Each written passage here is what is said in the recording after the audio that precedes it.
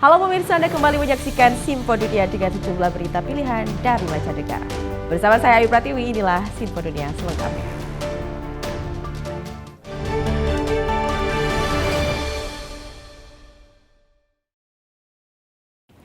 Kita awali dengan informasi pertama. Pemirsa, militer Israel kembali berhasil membebaskan seorang sandera yang ditahan oleh Hamas. Meski pembebasan sandera ini mendapatkan respon positif, ada desakan agar Israel lebih serius mengupayakan pertukaran tawanan yang bisa membebaskan sandera lebih banyak lagi. Operasi militer Israel di jalur Gaza menyelamatkan salah satu sandera, Khalid Farhan Al-Qadi, usia 52 tahun, warga Arab Israel dari komunitas Beduin.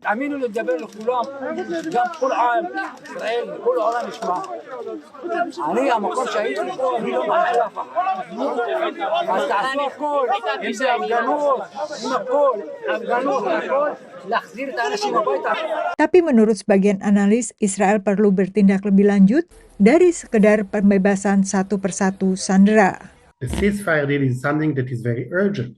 You have Israeli hostages in Gaza, and every day that passes, their lives are more and more in danger, at risk. And we see more and more of them are being dead. They're not living anymore.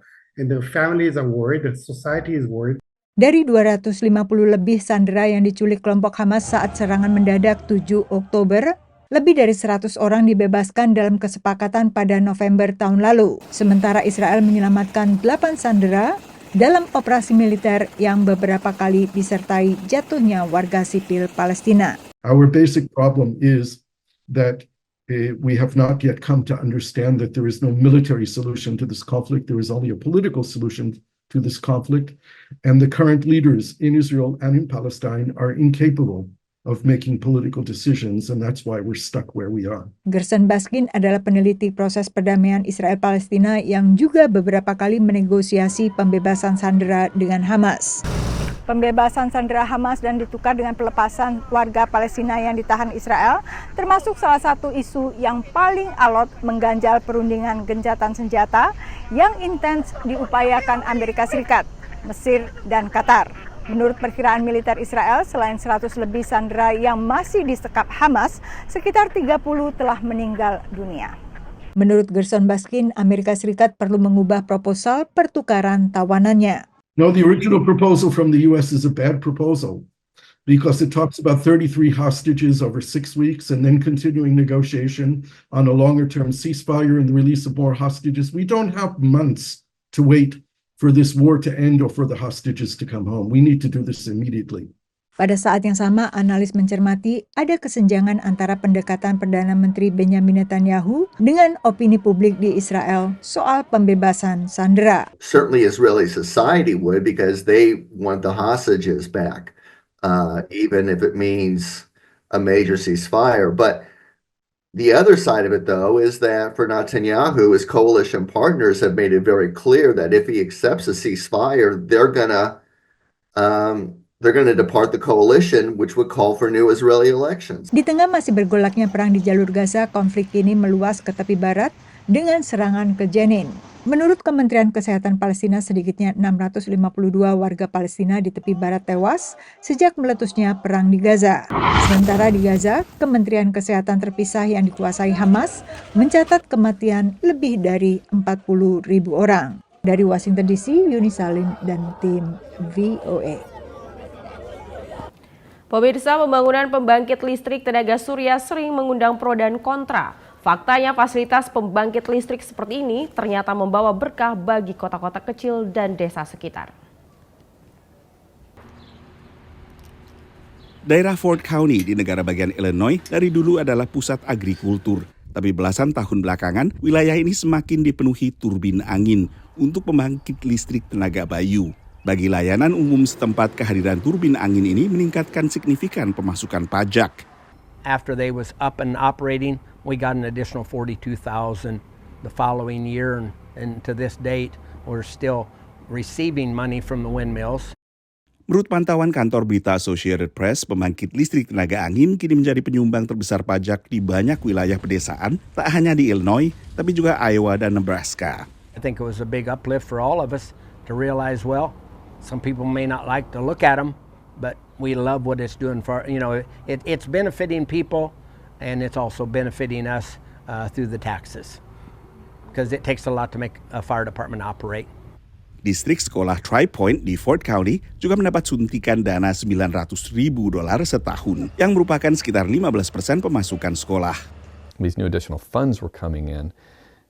Those decisions didn't have to be made anymore. We could take back those sports. We could add in staff members again. We've added interventionists. We can afford a resource officer. Tak hanya kegiatan belajar mengajar yang terangkat, kualitas hidup warga secara umum juga meningkat. For us, it's made a huge difference. These towns wouldn't be here. These towns just wouldn't be here like they are. The economy would not be here like it is. We are the major employer in the district besides agriculture. And we just simply wouldn't have these jobs in this district. People would go elsewhere, and I don't think they would settle here with their kids. Salah satu warga sekitar yang akhirnya mendapat kesempatan kerja dari turbin angin adalah seorang mahasiswa Danville Area Community College. Di kota hanya 1 jam perjalanan menggunakan mobil dari Ford County. And we have a wind farm that's super close. There's a few of them actually. I think there's 3 or 4 within 20, 30 miles of here. So it really opens the door for people around here for jobs and stuff. They're kind of controversial. Some people don't like them, but I think they're awesome to look at. Really cool just driving by them every day thinking, I'm going to be up on top of those here soon.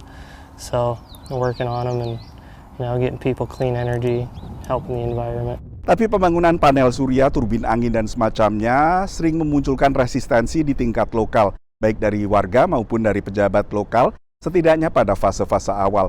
Penelitian oleh Columbia University misalnya menunjukkan bahwa restriksi tingkat lokal untuk proyek tenaga surya atau tenaga bayu dan semacamnya meningkat sekitar 73% dibandingkan tahun sebelumnya. Dari Washington DC, saya Nova Purwadi dan tim VOA. Kita beralih ke informasi selanjutnya, pemirsa. Dalam peringatan hubungan diplomatik Indonesia-Amerika Serikat 75 tahun, Wali Kota New York mengenakan jaket batik saat pengibaran perdana bendera merah putih di New York.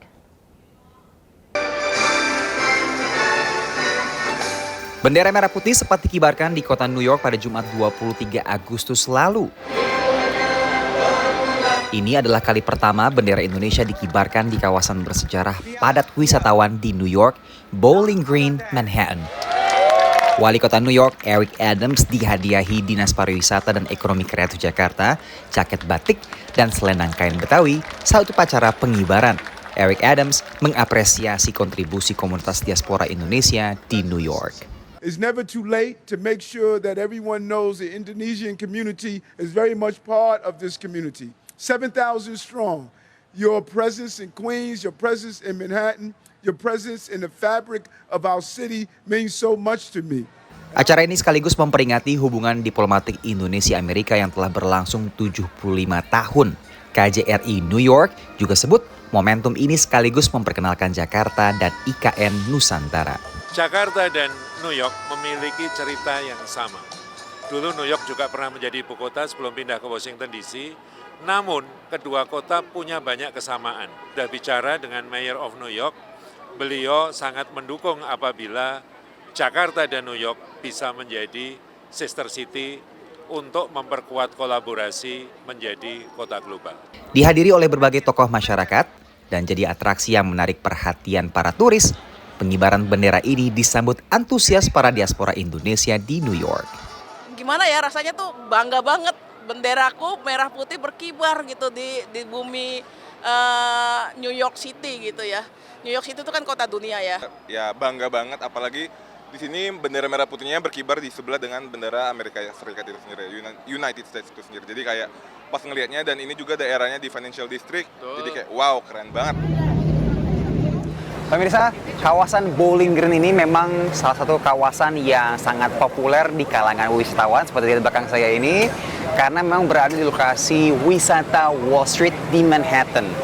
Dan juga dikenal sebagai lokasi bersejarah karena menjadi taman pertama yang ada di kota New York. Nah, setiap pekannya, Wali Kota New York berada di sini bersama dengan berbagai komunitas di New York City yang berbeda untuk melakukan pengibaran bendera. Tujuannya adalah untuk memberikan penghargaan terhadap kontribusi komunitas mereka terhadap New York yang memang sangat beragam. Kemeriahan perayaan Hari Kemerdekaan Indonesia di Amerika Serikat juga diikuti dengan pengibaran bendera merah putih di Balai Kota di San Francisco, California. Gedung Balai Kota di San Francisco menyala berwarna merah pada 16 Agustus malam. Dari New York, Randy Wicaksana, VOA. Puluhan peternakan sapi perah di belasan negara bagian Amerika melaporkan kasus flu burung.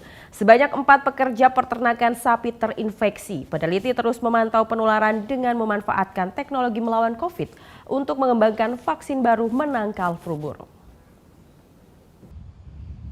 Sepintas tampak seperti peternakan sapi perah biasa, tapi fasilitas di kota Ames, negara bagian Iowa ini adalah pusat studi penyakit hewan nasional dikelola Departemen Pertanian Amerika Serikat. Fokus penelitian belakangan ini adalah flu burung H5N1. This avian influenza virus, which would normally stay in birds, has gone into more than 20 different mammalian species, more than 100 times in 2 years. So this group of viruses don't know exactly what it is, but it has the capacity to cross the species boundary. And in this case, it crossed from wild birds into dairy cattle, and then because of agricultural animal movement, it has really spread through the dairy cattle industry. Peneliti melihat respons kekebalan tubuh sapi melawan virus flu burung. We do not know nearly enough about how this virus is transmitted among animals. That's why what we're doing right now is really important. So we are evaluating the spread on milking equipment, but then we definitely need to consider some other avenues too. So kind of more of a traditional commingling, what happens. Vaksinasi melawan flu burung telah lama dikembangkan untuk unggas, tapi tidak untuk sapi. The risk to humans is low, but it's certainly not zero. And the more opportunity we give this virus to grow in different hosts, to be subjected to different environments, this is a virus, this is a flu virus. What do viruses do best? They change. Tapi pelajaran dari pandemi virus corona COVID-19 juga digunakan untuk mencegah penularan H5N1 kepada non-unggas. Peneliti mengembangkan vaksin RNA duta, mirip vaksin Moderna. We're actually to use that same technology that was used essentially to make a COVID vaccine, but instead of it expressing the SARS coronavirus antigens, it was expressing flu antigens. Vaksin RNA duta ini telah berhasil diuji coba ke satwa lainnya dan baru dicoba pada sapi. So we vaccinated 10 calves, 5 at a lower dose and 5 at a higher dose. And the first question we had was just whether their vaccine would immunize the cattle as a species, because no one had tested it in bovine before. The vaccination phase is over. We're looking for those immune responses to the mRNA vaccine now. Selain vaksin yang tengah diteliti di Iowa, Departemen Pertanian Amerika Serikat mencatat ada sekitar 24 perusahaan yang sedang mengembangkan vaksin flu burung untuk digunakan terhadap sapi ternak. Tapi pengembangan vaksin ini memerlukan waktu beberapa bulan atau bahkan beberapa tahun lagi. Dari Washington DC, saya Nova Purwadi dan tim VOA. Terima kasih masih bersama kami dalam Simpojudia. Pemirsa, budaya Indonesia dari Sabang sampai Merauke membuka warga Amerika dan diaspora Indonesia dalam acara Wow Indonesia Festival untuk merayakan 75 tahun hubungan diplomatik Indonesia-Amerika. 100 tenda-tenda perwakilan UMKM, korporasi dan juga instansi Indonesia juga diserbu oleh pengunjung untuk memenuhi rasa ingin tahu mereka tentang Indonesia.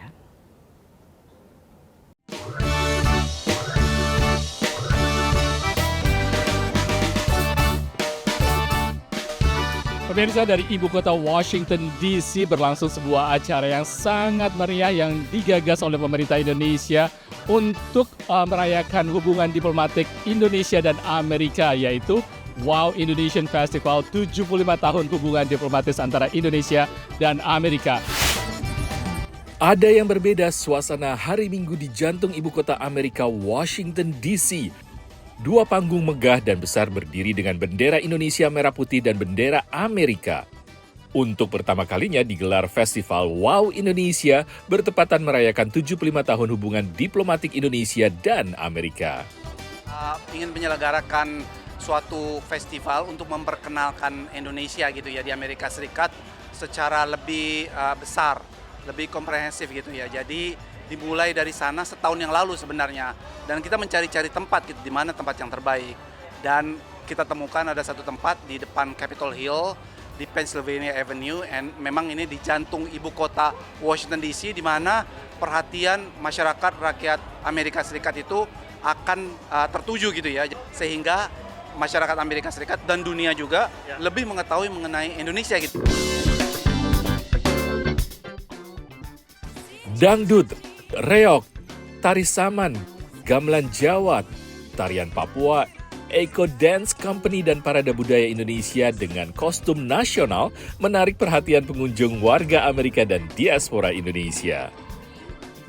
Dan yang tak kalah menarik, deretan artis Indonesia, Andin, Auriel Mormons, serta artis global Indonesia yang namanya besar dan berkarir di Amerika, Stephanie Putri dan Warren Hu. Ini seru banget ya, maksudnya aku pikir ini kan kayak akan bernyanyi untuk orang-orang Indonesia aja, karena namanya Wow Festival Indonesia gitu kan.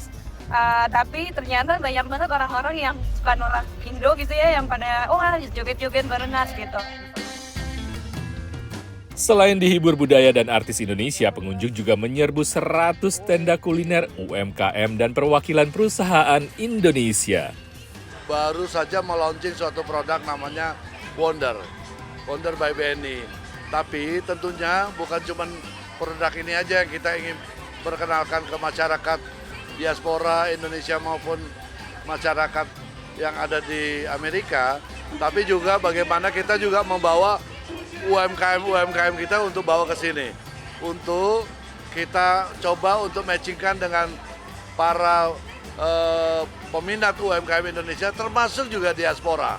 Dan kita mau mempromosikan segala sesuatu tentang grup, terutama dari hotel, dari konservasi alam, dari perkebunan, dari elektronik, dan kita mau menjalin hubungan lebih baik Indonesia dan Amerika untuk kedepannya. So I have sate marangi, and I love that. Beef rendang. Is that your favorite dish? She makes it for me a lot. So. Oh, nice! You got a lucky one. You got good, yeah. You know. And you got sate marangi, which you said is your favorite. Yeah, this is my favorite.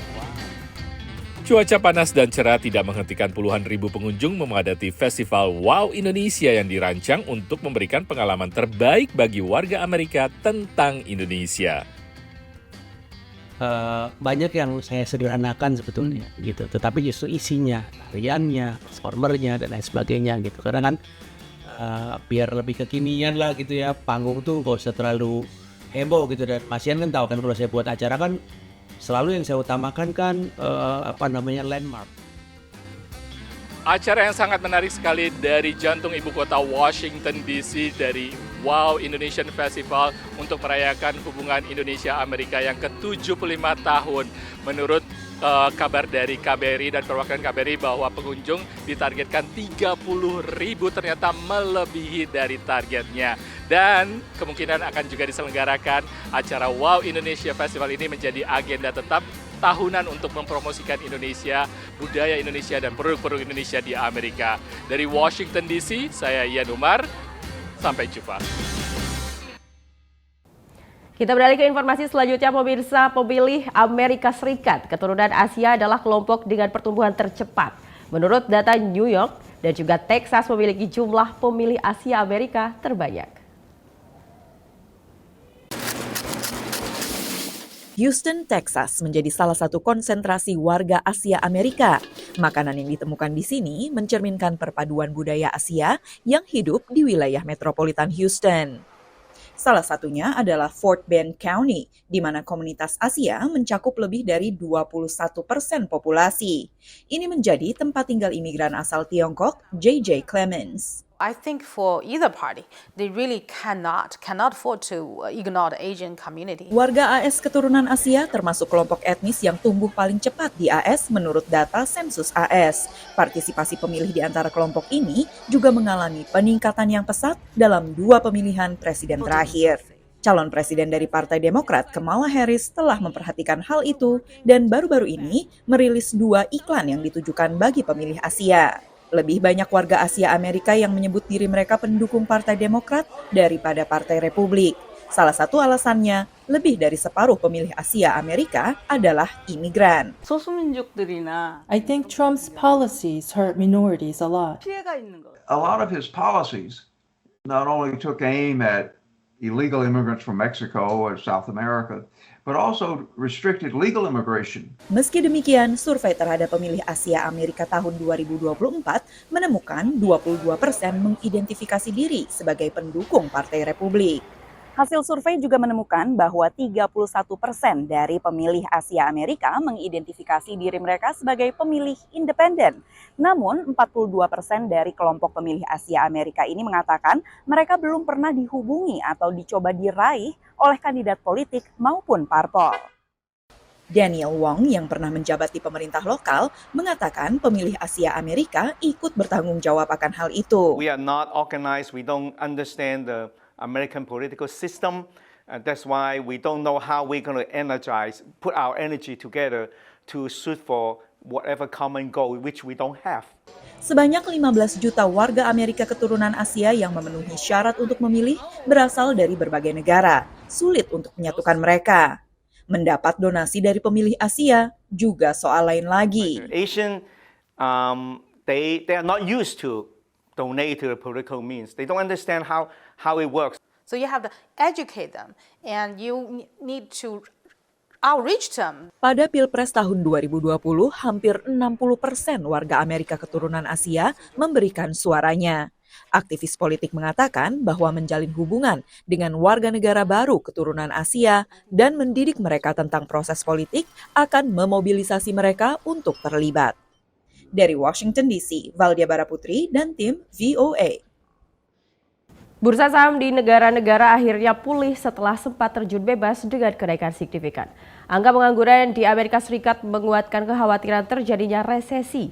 Namun investor mencermati masih banyak faktor domestik dan luar Amerika Serikat yang membuat pasar tetap mengalami volatilitas tinggi. Data ketenagakerjaan terbaru di Amerika Serikat kembali menguatkan saham di Wall Street. Setelah data awal bulan Agustus memicu kekhawatiran soal terjadinya resesi ekonomi. Data mingguan dari Departemen Tenaga Kerja AS menunjukkan pemohon tunjangan pengangguran turun signifikan dibandingkan pekan sebelumnya. Our employment data is always backward looking and we're all reacting trying to look forward, and that's difficult.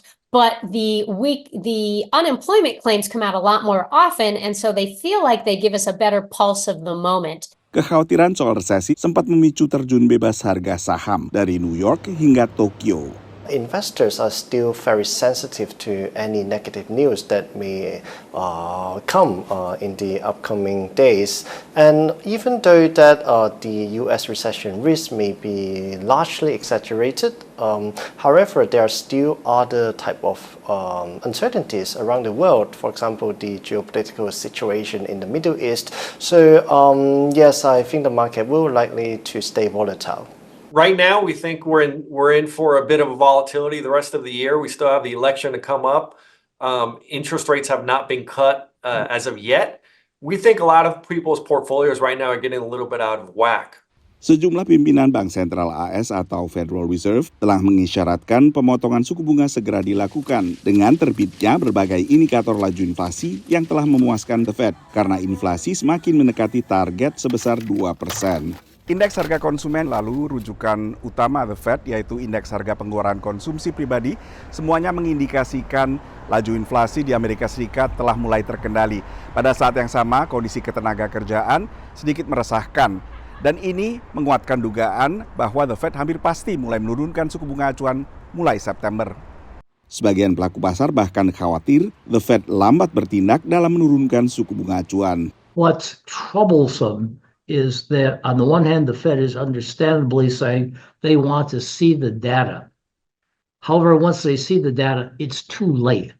It's almost like the large tanker that ran into the bridge in Baltimore Harbor. By the time they knew that the thing was out of control, there was nothing they could do to avoid hitting the bridge and hitting the pillars. So what the Fed gets paid big money to do is to correctly anticipate things that aren't known yet. Karena penurunan suku bunga pada September sudah hampir dipastikan, pertanyaan analis kini beralih ke besarnya pemotongan. Akankah 25 basis poin seperti perkiraan selama ini? Atau The Fed harus lebih agresif dan memangkas suku bunga sebesar 50 basis poin alias 0,5%. Dari Washington DC, Dova Purwadi dan tim VOA. Dan pemirsa, informasi tadi menjadi penutup perjumpaan kita dalam Sinpo Dunia kali ini. Saya Ayu Pratiwi dengan seluruh kru yang bertugas mengucapkan terima kasih dan sampai jumpa.